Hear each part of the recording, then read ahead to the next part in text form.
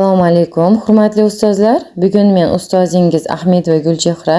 Ko'pchilik Maktabgacha ta'lim tashkiloti pedagoglari iltimosiga binoan mana shu videoni chiqardim. Chunki ko'pchilik ustozlarimiz davlat talablaridagi rivojlanish sohalarini, ilk qadam davlat o'quv dasturi bo'yicha rivojlanish sohalari kompetensiyalarini ajratishga juda ham qiynalishadi va kelib tushadigan savollarimiz ham juda ko'pi mana shundan bo'ladi. Attestatsiyaga tayyorlov guruhimiz 2022-yildan boshlangan bo'lsa, hozir 5 marta ustozlar bu guruhlarimizda tayyorgarlik ko'rib juda ham yuqori natijalarga erishdi va o'zlari ham mana guruhlar ochib, o'rganishib, har doim guruhlarimizni kuzatib, ko'p narsalarni o'rganib, mana guruhlarida ish faoliyatini olib borishmoqda ustozlar. Ustozlar, 802-sonli qarorimiz davlat talablarining rivojlanish sohalari joylashgan. Endi hozir 802-sonli qaror haqida birinchi tushuntirib o'tib ketaman. 802-sonli qarorimiz 2020-yil 22-dekabrda qabul qilingan. 802-sonli qarorning ichida nima bor? Birinchi davlat standarti, keyin davlat talablari, undan keyin eski ilk qadamimiz bor. Oson qilib tushuntiradigan bo'lsam, mana shu davlat standartiga birinchi ilova qilib, ilk va maktabgacha yoshdagi bolalar rivojlanishiga qo'yiladigan davlat talablari birinchi maxsus son buyrug'i bilan 2018-yil 18-iyunda qabul qilingan, NSda qabul qilingan davlat talablari. Mana shu davlat standarti, davlat talablari deb turib sizga ko'proq savollar tushadi. Endi bir-biriga o'xshash bo'lgani uchun ikkalasida ham davlat standarti tarkibi yoki davlat talablari tarkibi, davlat standarti prinsiplari, davlat talablari prinsiplari, davlat talablari maqsad vazifalari, davlat standarti maqsad vazifalarini toping yoki ketma-ketlikda toping deb mana shu 802-sonli qarordan juda ko'p savollar tushadi attestatsiya imtihoniga kirganingizda. Endi mana shu davlat talablarining rivojlanish sohalari bo'yicha sizga hozir tushunchalar berib o'tib ketaman. Davlat talablari tug'ilgandan 7 yoshgacha bo'lgan bolalarning 5 ta asosiy rivojlanish sohalariga bo'lingan, deyapti. Va mana shu bo'yicha siz rivojlanish sohalari bo'yicha rivojlanish xaritasini belgilab borasiz ustozlar. Davlat talablari bolaning quyidagi 5 ta rivojlanish sohalari bo'yicha belgilanadi. Birinchi, jismoniy rivojlanish va sog'lom turmush tarzining shakllanishi. Hozir ustozlar 5 ta barmog'ingizni o'zingizga qaratib oling. 5 ta barmog'ingizni o'zingizga qaratib olasiz. Men 2022-yildan beri ustozlarga oson qilib shu tarzda tushuntiraman va tez yodlaydi. 5 ta barmog'ingiz. Birinchi, jismoniy rivojlanish va sog'lom turmush tarzining shakllanishi, bosh barmog'ingiz. Ikkinchi, ijtimoiy hissiy rivojlanish, ko'rsatkich barmog'ingiz. Uchinchi, nutq muloqot, o'qish va yozish malakalari, o'rta barmog'ingiz. Bilish jarayonining rivojlanishi, nomsiz barmog'ingiz va ijodiy rivojlanish, bu chimchaloq barmog'ingiz. Ijodiy rivojlanish. 5 ta mana rivojlanish sohalariga bo'linyapti. Endi masalan siz doktor bo'lmoqchi bo'lganingizda, masalan doktor kasbini egallaganingizda u sohalarga bo'linadi. To'g'rimi? Har xil sohalari bor. Ginekolog, pediatr, terapevt deb shunaqa sohalarga bo'lingan jismoniy rivojlanish va sog'lom turmush tarzining shakllanishi ham 4 ta kichik sohaga bo'linyapti ustozlar. Birinchi, yirik motorika. Ikkinchi, mayda motorika. Uchinchi, sensomotorika. To'rtinchi, sog'lom turmush tarzi va xavfsizlik. Bu ko'k nuqtalarda turibdi ustozlar. Endi siz attestatsiya imtihoniga kirganingizda mana shu 4 talasini ketma-ketlikda toping yoki bo'lmasam jismoniy rivojlanish va sog'lom turmush tarzining 3-kichik sohasini toping yoki nutq va til, o'qish malakasi, qo'l barmoqlari mayda motorikasi qaysi rivojlanish sohasiga tegishli yoki o'qish malakasi, nutq muloqot, o'qish va yozish malakasining nechinchi kichik sohasi deb turib sizga savollar tushadi. Albatta oson savollar qatorida. Mana shularni albatta o'qib yodlashingiz shart ustozlar. Demak, ikkinchisi qo'l barmog'ingizga qaraymiz. Ikkinchi bu ko'rsatkich barmog'ingiz, demak ijtimoiy hissiy rivojlanish sohasi quyidagi kichik sohalarga bo'liniryapti. 3 ta bular yashilda turibdi. Birinchi men konsepsiyasi, ikkinchi hissiyotlar va ularni boshqarish, uchinchi ijtimoiylashuv, kattalar va tengdoshlar bilan muloqot. Endi uchinchisi o'rta barmog'ingiz nutq, muloqot, o'qish va yozish malakasi 3 ta kichik sohaga bo'linadi. Pushtida turibdi bu. Birinchi nutq va til, ikkinchi o'qish malakasi, uchinchi qo'l barmoqlari mayda motorikasi. Albatta bularni ketma-ketlikda yodlashingiz shart. To'rtinchisi nomsiz barmog'ingiz. Bilish jarayonini rivojlanish sohasi quyidagi kichik sohalarga, ya'ni 3 ta kichik sohaga bo'linadi. Birinchi intellektual anglash malakalari, ikkinchi elementar matematik malakalar, uchinchi tadqiqiy bilish va samarali refleksik faoliyat.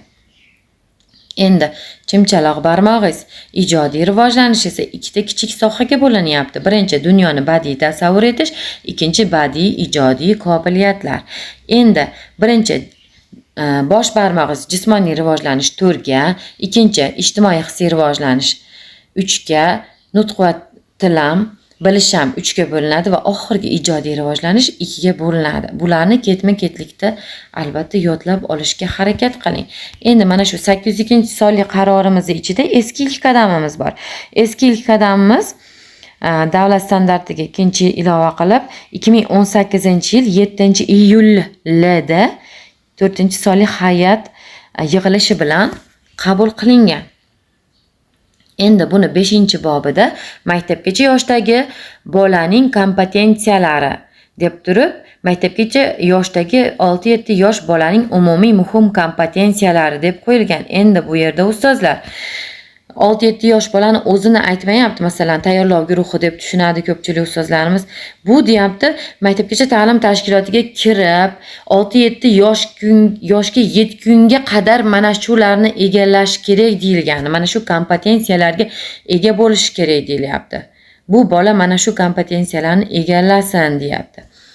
Birinchisi kommunikativ kompetensiya, ikkinchisi o'yin kompetensiyasi, uchinchisi ijtimoiy kompetensiya, to'rtinchisi bilish kompetensiyasi. Kommunikativ kompetensiya muloqot vositalaridan turli vaziyatlarda foydalana bilish ko'nikmasi. O'yin kompetensiyasi bolaning o'yin jarayoni va uni tashkil qilishda tajriba, bilim va ko'nikmalardan ijodiy foydalanishi o'quv tarbiyaviy faoliyat uchun asos hisoblanadi. Uchinchi ijtimoiy kompetensiya hayotiy vaziyatlarda kattalar va tengdoshlar bilan muloqotda axloq qoidalari va me'yorlarga rioya qilgan holda o'zini tutish mahorati. To'rtinchi bilish kompetensiyasi bu atrofdagi olamni ongli ravishda idrok qilish va olingan bilim, ko'nikma, malaka va qadriyatlardan o'quv va amaliy vazifalarni hal qilish uchun foydalanish. Qarasangiz, endi takomillashtirilgan ilk qadamda bunga o'zgartirishlar kiritilyapti. Ya'ni u 2018-yilda eski ilk qadamimiz qabul qilingan bo'lsa, u takomillashyapti. 2022-yilda 4-fevralda takomillashib, 4 ta kompetensiyamizda o'zgarish bo'lyapti. Ya'ni o'yin kompetensiyasi chiqib, o'rniga shaxsiy men konsepsiyasini qurish qo'shilyapti. Nimaga o'yin kompetensiyasi chiqib ketdi? Chunki bolaning hayotida o'yin katta ahamiyatga ega bo'lganligi uchun o'yin kompetensiyasi chiqib ketdi. Chunki mehnat turlarida ham, faoliyatingiz mobaynida ham mana o'yinlardan foydalanasiz. O'yin bolaning hayotida har bir o'tirganda ham, turganda ham o'yindan foydalanadi bola. Ya'ni har nima qilganda ham o'yin tarzida bo'lganligi uchun bola shuning uchun chiqib ketib, shu shaxsiy men konsepsiyasini qurish qo'shildi ustozlar. Ketma-ketligini yodlab olasiz. Kommunikativ o'yin, ijtimoiy bilish bo'lsa, bunda yangi takomillashtirilgan qadamda kommunikativ, ijtimoiy, shaxsiy men konsepsiyasini qurish va bilish. Endi qaranglar. Hozir mana shu 4 ta kompetensiyangiz haqida sizdan attestatsiya imtihonida so'raydi. Ya'ni atrofdagi odamlar bilan o'zaro munosabatlarning konstruktiv usullari va vositalariga ega bo'lishni taqozo qiladi. Muloqot qilish va yuzaga kelgan o'yin bilish, maishiy va ijodiy vazifalarni muvaffaqiyatli hal qilish qobiliyati. Qaysi kompetensiya deydi? Bu kommunikativ kompetensiya. Ikkinchisi ijtimoiy kompetensiyasi. Bu bolaning belgilangan tartib va odob axloq qoidalariga rioya qilgan holda tengdoshlari va kattalar bilan birgalikda ishlash qobiliyati. 3-shaxsiy kompetensiyasi, ya'ni men konsepsiyasini yaratish yoki qurish. Shaxsiy kompetensiyani rivojlantirish orqali bola maktabgacha yoshda shakllanadigan va butun hayoti davomida takomillashib boradigan bir qator xususiyatlarni namoyish etadi. Oxirgi 4-kompetensiya bilish kompetensiyasi. Bilim olish, o'qish va o'rganish, mustaqil ravishda izlanish, tahlil qilish va atrof olamni tushunish uchun kerakli ma'lumotlarni tanlash qobiliyatini o'z ichiga oladi. Mana shular testda sizga topping deb tushadi. Endi yana bunda tushuntiradigan joylari bor. Buni alohida takomillashtirilgan qadamda video chat qilganimizda tushuntirib o'tib ketaman. Albatta guruhimizga qo'shilgan ustozlarimiz buni biladi. Uni kalitlarini men tushuntirib ketaman albatta. Endi ustozlar bolaning rivojlanish sohalari kompetensiyalariga yetib keldik. Bu qarang. Bunda birinchi o'rganganimiz davlat talablari bo'yicha rivojlanish sohalari bu. Endi bunda kompetensiya degan so'z yo'q, to'g'rimi? Rivojlanish sohalari mana kichik sohalarga bo'linib borilyapti. 5 ta rivojlanish sohamiz. Endi bunda qarang ustozlar. Bolaning kompetensiyalari bola rivojining quyidagi sohalarida belgilanadi deyapti. Demak, yana mana shu sohalarimiz 5 ta sohalarimizda bolaning rivojlanish sohalari kompetensiyalari bo'lanyapti. Masalan, jismoniy rivojlanish va sog'lom turmush tarzining shakllanish sohasi kompetensiya ishtirok etyapti. Bu ilk qadam davlat o'quv dasturi bo'yicha ketyapti. Bunda jismoniy rivojlanishda bola nimalarni biladi? O'z imkoniyatlari va yoshi bilan bog'liq jismoniy rivojlanish me'yorlariga mos ravishda jismoniy faollik ko'rsatadi. Birinchisi, ikkinchisi turli xil faol harakat turlarini uyg'un holda maqsadli bajarishni biladi. 3-turli hayotiy va o'quv vaziyatlarida mayda motorika ko'nikmalaridan foydalanadi. 4-o'z harakatlarini hissiyot va sezgi organlari yordamida boshqaradi. Keyingisi 5-si shaxsiy gigiyena malakalarini namoyon etadi. 6-sog'lom turmush tarzi va ovqatlanish asoslarini biladi. 7-xavfsiz hayot faoliyati asoslari qoidalariga rioya qiladi.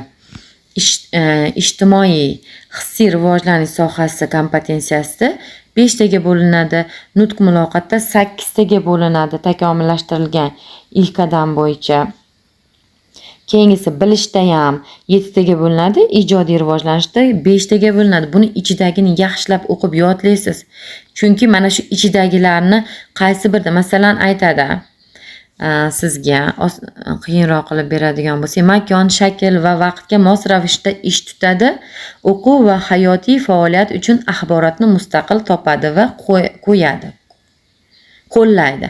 Desa, bu qaysi kompetensiyaga tegishli? Desa, bilish jarayonini rivojlanish sohalari kompetensiyasiga tegishli deysiz. Endi chalg'ituvchisi makon, shakl va vaqtga mos ravishda deyilgan joy yoki o'quv hayotiy deyilganda siz nutqga bog'lab ketishingiz mumkin buni. Shuning uchun buni albatta ichini yaxshilab yodlashingiz kerak ustozlar.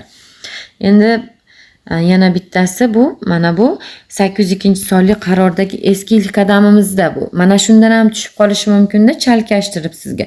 Shuning uchun buni ham ichini yaxshilab bir ikkita joyda o'zgarish bo'lishi mumkin. Yaxshilab yoningizga qo'yib olasiz. Takomillashtirilgan ilk qadam 802 ni yaxshilab farqini topib, yaxshilab o'qib yodlab olasiz. Chunki ko'proq savollar mana shu kompetensiyalardan tushib qoladi. Keyin sizga yana tushuntiradiganim ustozlar, bu mana T75 875, keyingisi 802 75 885 deb turibdi. Endi bu nima deyishingiz mumkin? Men ustozlarimizga shunaqa oson usulda tushuntirib o'tib ketaman. Takomillashtirilgan ilk qadam bo'yicha mana bosh barmog'ingiz jismoniy rivojlanish, ikkinchisi 5 T oldagi 5 ijtimoiy hissiy rivojlanish, 5 ta nutq muloqot, 3-si 8 ta bilish, 7 bu 7 taga bo'lanyapti va ijodiy rivojlanish 5 taga bo'lanyapti ustozlar. 802 bo'yicha esa Birinchi 5 ta barmog'ingizda hisoblang, mana birinchi bosh barmoqdan hisoblansa 7 taga jismoniy rivojlanish, ikkinchi ijtimoiy hissiy 5 taga bo'liniryapti, nutq muloqot 8 taga bo'liniryapti, bilishda o'zgarish bor. Mana takomillashtirilgan ilk qadamda 7 taga bo'linsa, bilish jarayoni 802-sonli qarorda 8 taga bo'liniryapti. 8 ta va ijodiy rivojlanish ham 5 taga bo'linadi ustozlar. Mana shu usulda yodlasangiz oson yodlaysiz. Mana bu mana 2019-yil 16-dekabrda qabul qilingan 595-sonli qaror bo'yicha maktabgacha ta'lim va tarbiya to'g'risidagi qaror bo'yicha bolalarning yosh davrlari ustozlar. Maktabgacha ta'lim va tarbiya to'g'risidagi qarorda, ya'ni 595-sonli qarorda 5 taga bo'linadi yosh davrlari. Va sizga savolda tushib qolishi mumkin. Bilasiz, 595-sonli qarorimiz, maktabgacha ta'lim va tarbiya to'g'risidagi qarorimiz 11 bob 58 moddadan iborat. Uning 32-moddasida aytib o'tilgan. Maktabgacha bo'lgan yosh va uning davrlari deyilyapti. Maktabgacha bo'lgan yosh bola shaxsining aytilyapti jismoniy, psixologik va ijtimoiy jihatdan shakllanishning asosiy davridir. Qaysilar ekan?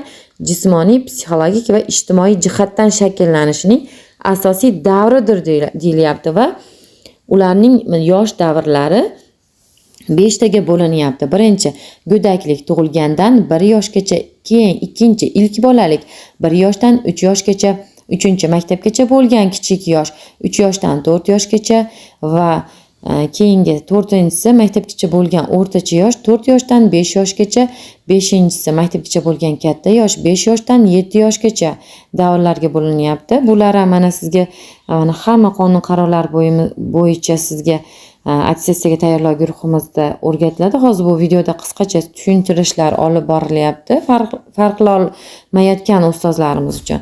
Endi davlat talablari bo'yicha yosh davrlari deyilyapti. Davlat talablari bo'yicha deyilyapti. Bu 802-sonli qarorda ustozlar davlat talablari 6 taga bo'linadi yosh davrlari. Birinchi go'daklik, tug'ilgandan 1 yoshgacha, keyingisi erta yoshdagi bolalik 1 yoshdan 3 yoshgacha, kichik maktabgacha yosh 3 yoshdan 4 yoshgacha, o'rta maktabgacha yosh 4 yoshdan 5 yoshgacha, katta maktabgacha yosh 5 yoshdan 6 yoshgacha, maktabga tayyorlov yoshi 6 yoshdan 7 yoshgacha etib ko'rsatib qo'yilgan. Ustozlar, meni mana shu videolarimni kuzatib bormoqchi bo'lsangiz, albatta YouTube'ga Yengil kavaleriya deb yozasiz va u yerdan mana shunday rasm chiqib qoladi. Videolar degan joy turibdi. Ko'rganingiz ham asosiy videolar, shorts, playlist degan joylar turibdi. Videolar degan joyini bossangiz, pastga qarab tushsangiz, o'sha videolar chiqib keladi ustozlar. Shortsda boshqa ma'lumotlar, kinolar, filmlar bo'lishi mumkin. Videolar degan joyda albatta maktabgacha ta'limga oid bo'lgan, masalan, attestatsiyaga tayyorlov testlarini qanday yechish bo'yicha videoyimiz ham bor. Bu yerni ko'radigan bo'lsangiz, ko'pchilik ustozlarimiz birinchi marta attestatsiya imtihoniga kirayotgan ustozlarimiz qanday qilib test yechish usulini bilmaydi. Test yechish usuli juda ham oddiy ustozlar. Ketma-ketligini toping. Ha, yo'q yoki bo'lmasa moslashtirish degan testni yecha olmaganlar, attestatsiya imtihoniga kirib chiqib, men umuman tushunmadim qanday qilib test yechishni deb bilmaydigan ustozlarimiz ana shu videoni topib ko'rishingiz mumkin. Yoki ko'rgan bo'lishingiz mumkin. Albatta Ahmedova Gulchehra ko'pchilik taniydi ustozlar. Shu tarzda ko'rishingiz mumkin. Keyin ustozlar, attestatsiyaga tayyorlov guruhlarimiz haqida sizlarga ma'lumot bermoqchiman. Attestatsiyaga tayyorlov guruhlarimiz 2022-yilda boshlangan, 100 ta odamdan boshlangan. Birinchi 2022-yil bahorgi attestatsiyada va 100 ta odamdan hammasi o'tgan. 22-yil kuzgi attestatsiyada ham yana ular ko'payib, ulardan hammasi o'tgan. Mana 2024 kuzgi bahorgi attestatsiyalarda, 2025-yilgi attestatsiyalarda ustozlarimiz juda ham ko'pchiligi toifa olish baxtiga muyassar bo'lgan. Buni YouTube kanalimizda mana ko'rsangiz, u yerga silkalar tashlab qo'yilgan. U yerdan albatta ko'rishingiz mumkin. Ustozlarimiz mana natijalarini bu yerda mana ko'rsatib qo'ygan ustozlar. Ko'pchilik ustozlarimiz mana toifa olishib juda ham xursand. Assalomu alaykum Gulchehra opa, yaxshimisiz? Rahmat. Siz ham charchamaysiz tufayli sizni guruhingizga qo'shilganimdan juda ham xursandman. Qancha tanishlarimni shu guruhga qo'shtirdim. Tavsiya qilib, ishxonamizdan ham juda ham xursandman. O'zim Qiziltepadanman. Qiziltepadan ko'p kishi sizni ana shu guruhingizga qo'shilgan. Doim tavsiya qilaman.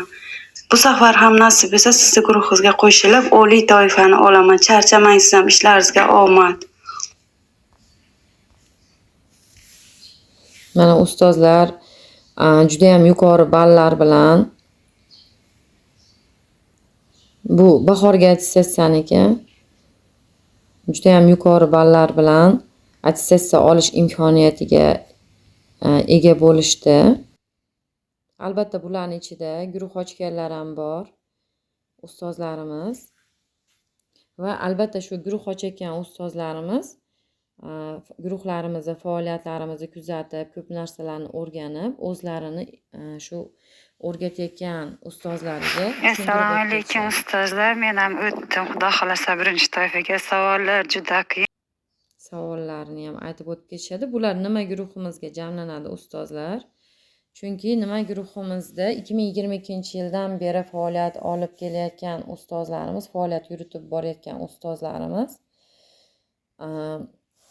savollarni to'plashgan bu guruhimizga. Qanaqa savollar tushdi va uni javoblarini ham muhokama qilishadi ana shu guruhimizda. Natijalarimiz juda ham yuqori ustozlar.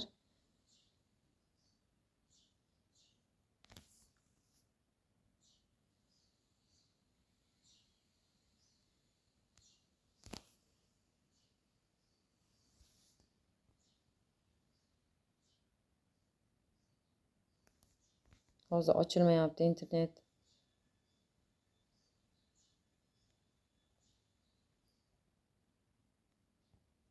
Oliy toifaga o'tgan mana ustozlarimiz. Juda ham yuqori natijalar ustozlar. Mana ko'radigan bo'lsangiz, juda ham ko'p ustozlarimiz, toifadan o'tgan ustozlarimiz.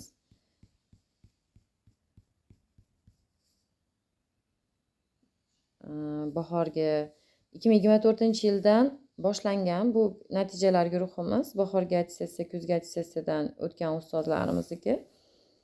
2022-yildagilarga yozib olinmagan o'tganlarning. Endi 02 guruhimiz, 12 guruhimiz, KVC guruhimiz, bepul guruhimiz hozir ustozlar.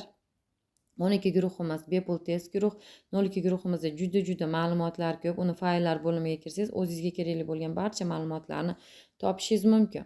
04 guruhimiz, 9 guruhimiz, 07 guruhimiz, 55 va 05 guruhimiz qonun qarorlari bo'yicha dars guruhimiz. 09 guruhimiz, qolgan hammasi to'rttasi dars guruhimiz. Qonun qarorlari bo'yicha 09 guruhimizda 2022-yildan boshlab juda ko'p ma'lumotlar yozilgan. Hozir bu yopiq guruh bo'lgani uchun ichiga kiradigan bo'lsam, qora bo'lib chiqadi videoda, ko'rinmaydi ustozlar.